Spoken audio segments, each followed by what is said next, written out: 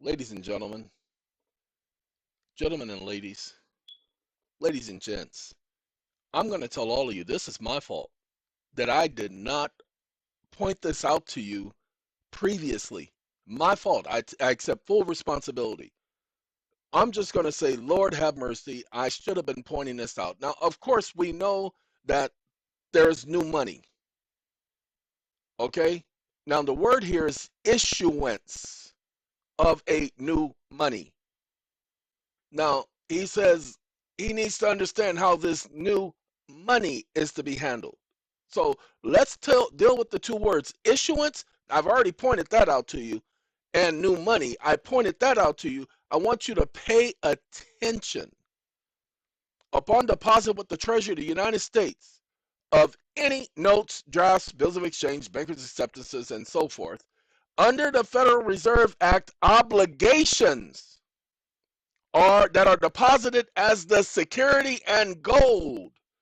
Obligations referring to government obligations, contract obligations, government contract obligations. Well, the United States created a contract. That's what this act is.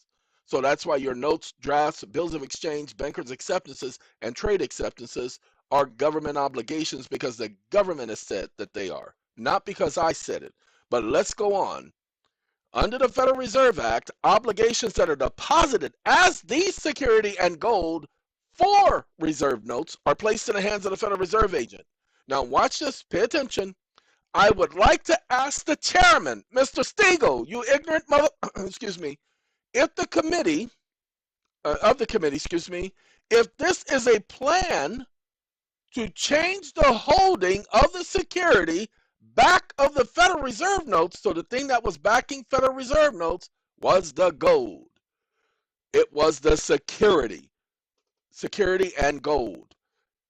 If it was to change the holding of the security that backs Federal Reserve notes to the Treasury of the United States rather than the Federal Reserve agent, pay attention, this provision says for the issuance of Federal Reserve, now Federal Reserve notes, and the security that backs Federal Reserve notes are the notes, drafts, bills of exchange, bankers' acceptances, trade acceptances. Ladies and gentlemen, when they tell you that your notes, your promissory notes, your drafts, your bills of exchange are not an acceptable form of currency, they are a lie. If they say it's worthless, they are a lie.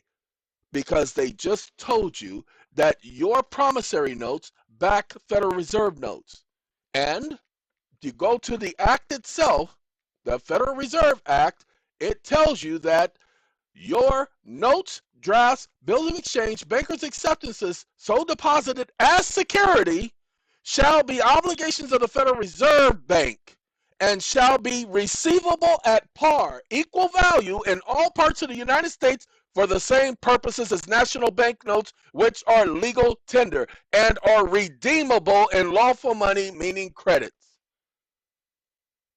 Your bills of exchange for your necessities. Remember, this has to be for necessities. Can't just be writing it just to be writing it for $100 trillion. It has to be for the necessities, and you want to do it for the exact amount that they're saying is owed. Pay attention, the exact amount that they're saying is owed. Do not add any extra. Do it for the exact amount.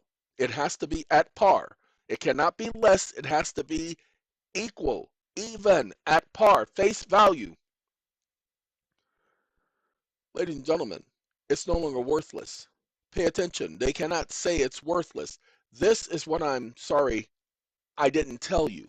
Now, if you really want to get an understanding, this is a less than 5-minute video. Go over it 100 times if you have to until you understand what's being said here. Hey, I gotta go. Have a good day, everybody.